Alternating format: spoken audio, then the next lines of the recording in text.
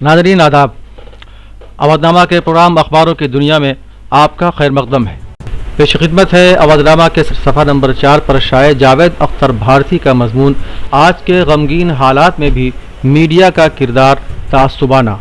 जावेद अख्तर भारती लिखते हैं कि मुल्क में लॉकडाउन का माहौल है, हर एक के चेहरों पर कोरोना वायरस का खौफ नजर आ रहा है और ज़बान पर भी उसी का तबसरा है। आज तकरीबन पूरी दुनिया कोरोना वायरस जैसी मुहलिक बीमारी के जद में है। हज़ारों लोग मौत की आगोश में समा गए, लाखों लाख की तादाद में लोग इस मुहलिक बीमारी से मुतासिर हैं। सिर्फ हिंदुस्तान ही नहीं बल्कि दीगर बहुत से ममालिक में भी लॉकडाउन का ऐलान किया गया है। अब ऐसी सूरत में आवाम और हुकूमत दोनों पर मुल्क की फ़ज़ा को खुशगवार बनाने की जिम्मेदारी बनती है, लेकिन हमारे मुल्क में लॉकडाउन की खिलाफ करने पर पुलिस डंडे बरसाती है और फिरका परस्त ताकतें मुल्क की फजा को जहर आलूद बनाने की कोशिशें कर रही हैं। आज भी कुछ लोगों की जबान से जहर आलूद बातें निकल रही हैं और मीडिया ने अपने फराइज को पैरों तले रौंदना बल्कि ये कहिए कि जबान और कलम फरोख्त कर दिया, अपने आप को बीजेपी और आरएसएस के लिए वक्फ कर दिया है। मीडिया का हाल यह है कि जब जिसे चाहे दहशतगर्द कह दे, दंगाई कह दे, यानी हुकूमत को खुश करने के लिए ऐसे ऐसे अंदाज कि लोगों का एतमाद उठता जा रहा है और लोग मीडिया को अब गाली तक देने लगे हैं। उसकी वजह यह है कि हमारे मुल्क की मीडिया फिरका परस्ती और नफरत व तआस्सुब का लिबादा ओढ़ चुकी है।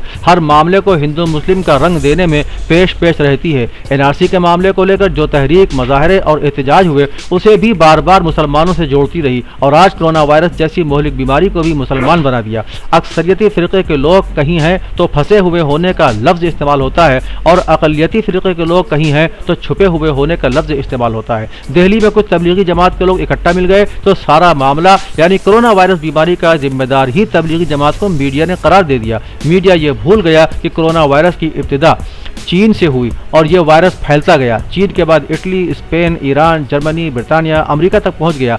क्या इन सारी जगहों पर तबलीगी जमात है, जबकि ऊंचे ऊंचे ओहदे पर फायज लोगों ने लॉकडाउन की खिलाफ वर्जी की है, उनका नाम ही नहीं लिया जाता। आज इस आलमी बहरान से निपटने के लिए और निजात पाने के लिए जहां हर तबके के लोग अपने अपने मजहबी उसूल के मुताबिक काम कर रहे हैं, दुआ और प्रार्थना कर रहे हैं, तो ऐसी सूरत में मीडिया का तासुबाना किरदार यकीनन काबिल मजम्मत है। ज़राए अबलाग जिसे हम मीडिया कहते हैं, तो मीडिया को मुल्क में एक बुनियादी और मरकजी हैसियत हासिल है। बिलाशुबहा मीडिया, वो भी बिलखुसूस इलेक्ट्रॉनिक मीडिया, माशरे की शहरग है, तो अवाम तक ईमानदारी, दयानतदारी और सच्चाई पर मबनी जानकारी फराहम करना उसका असल मकसद होना चाहिए और अवामी मसाइल से हुकूमत को आगाह करना और पूरी तरह गैर जानिबदार रहना मीडिया के लिए ज़रूरी होना चाहिए। यानी अवाम के जज्बात की तर्जुमानी और अवामी मसाइल को उभारने की जिम्मेदारी भी मीडिया के फ़राइज़ में शामिल है, लेकिन आज मीडिया भी अपने मेयार को बचाने में नाकाम है। शहरियत तरमीमी एक्ट के खिलाफ एहतजाज को लेकर जिस तरह का किरदार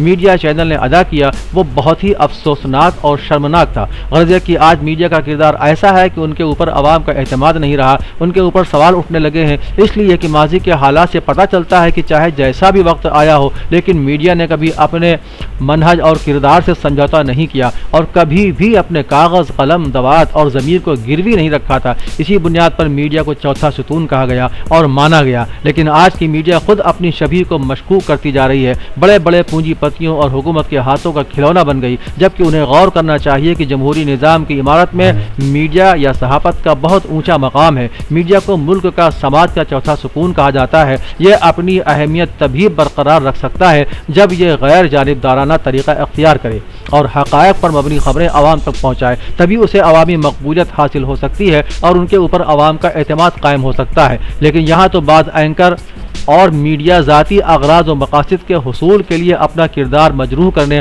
और फ़राइज़ अंजाम देने से मुँह मोड़ने के तरीक़े पर अमल पैरा है, जिसकी वजह से समाज के बाशऊर और बासलाहियत अफराद में बेचैनी है और बहुत से सहाफ़ी भी फ़िक्रमंद नज़र आते हैं। ये मौजूदा वक्त की मीडिया के लिए लम्हा फ़िक्रिया है। अब मीडिया को अवाम का एतमाद उसी हालत में हासिल होगा जब मीडिया के लोग अपने माजी के हालात पर गौर करेंगे और माजी के हालात और तौर तरीक़े को अपनाएंगे, यानी हक़ायक़ को उजागर करना, दबे कुचले लोगों की आवाज़ में आवाज़ मिलाना, आवाम के जायज़ मुतालिबात को फ़रोग़ देना, किसी के साथ हक़ तलफ़ी हो तो उसे रोकना, शीशे को शीशा और पत्थर को पत्थर लिखना, दूध को दूध और पानी को पानी लिखना, हर तरह के जुल्म और नाइंसाफ़ी की मुखालफत करना, हर तरह की लालच को ठोकर मारना, और मफाद आमा को तरजीह देना, हर हाल में हक़ बोलना, इन चीज़ों को शेवा बनाना होगा। और ये सारी चीज़ें, सारी बातें तभी मुमकिन हैं जब नेक नियति होगी, दिलों में मुल्क और मिल्लत के लिए हमदर्दी और सच्चाई का दर्द होगा। आज के दौर में तो मीडिया, बिलखुसूस इलेक्ट्रॉनिक मीडिया से अवाम का भरोसा ही اٹھ چکا ہے۔